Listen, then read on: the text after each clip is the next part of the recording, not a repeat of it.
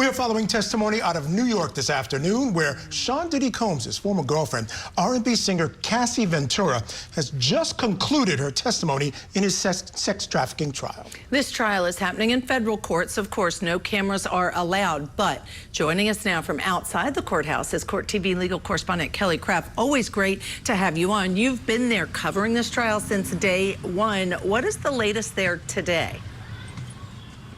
Judge Ashley and Michael, good to see both of you. A busy day here inside the New York City courtroom. Cassie Ventura, the government's star witness, so her testimony has concluded.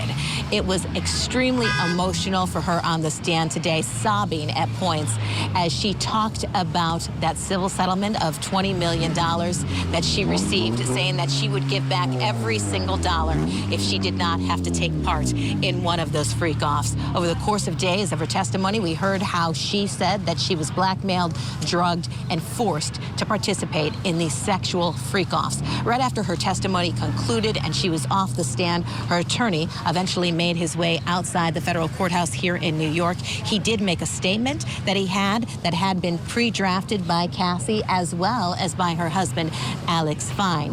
Cassie said in that statement, per her attorney who spoke for her, Cassie was not standing by his side, but their attorney did speak, saying that Cassie said she wanted to thank her family and friends and for everyone that has been supporting her throughout this case.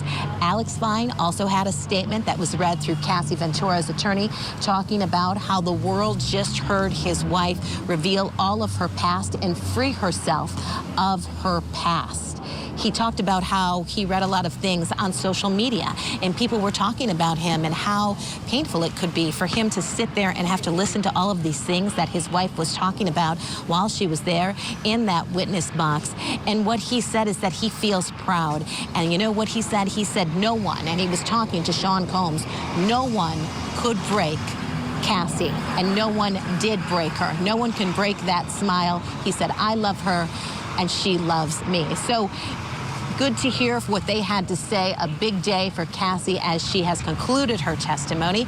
We have some other things that were said earlier in the court proceedings today that in regard to really breaking ties with Bad Boy Records, but she had to fight to do it, to get out of her contract. Defense also questioned Ventura about her musical collaborations with artists like Nicki Minaj, Kid Cudi, Rick Ross, as well as Pusha T because of her relationship with Combs. Defense counsel was asking a lot of questions about how her career was promoted by the ties that Sean Combs would have to the music industry and how that was helping her along. So big day in court. We do have another witness that's on the stand right now. Yasin Binda. She is from the Homeland Security Department in the Human Trafficking Division, and she is the one that helped execute that search warrant at the Park Hyatt here in New York City when Sean Combs was arrested on racketeering and sex trafficking charges. All right, Kelly Craft, thank you so much for that report. Truly appreciate it. As always, Judge, quickly I want to ask you, Cassie was sort of ushered out. She could have the baby at any time. Yeah, absolutely. And the judge really wanted to get things rolling for her, not bring her back on Monday. What did you make of that? Do you think that was the right way to go? She kind of, I don't want to say rushed, but she made sure that they got things done and it ended today. Well, I think the prosecution made a really good point, which is if she goes into labor, has the baby, potentially that's a mistrial because she can't finish her testimony.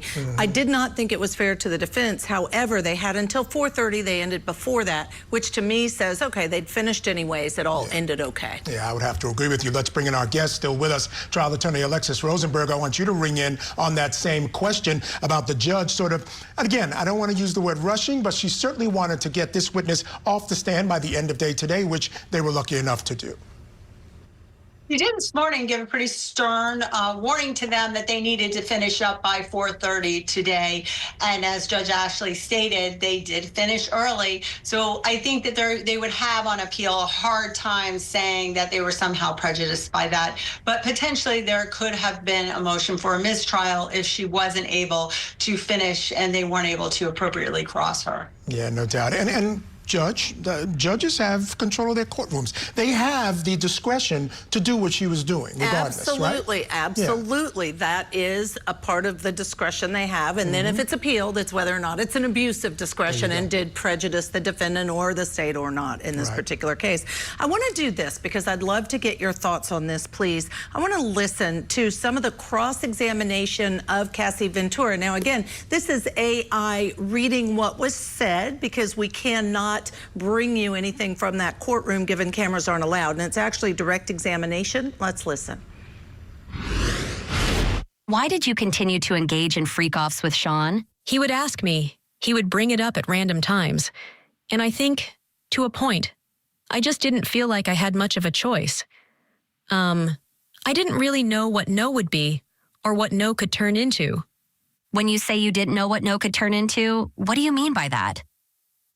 Making him angry, very honestly, also making him uncomfortable, that I knew this thing and that I no longer wanted to do it. All right, Alexis, a big thing this jury's going to have to decide is really the consent piece, whether or not she consented or was it force, intimidation, coercion. How are you feeling about that piece of it listening to this testimony? I think it's going to be really hard for the jury. But remember, with the consent, she can consent and change her mind. And then we have coercion. So, but it does sound here that she did testify that she was afraid, which would give us that coercion, that she did it because she was so afraid to say no to him.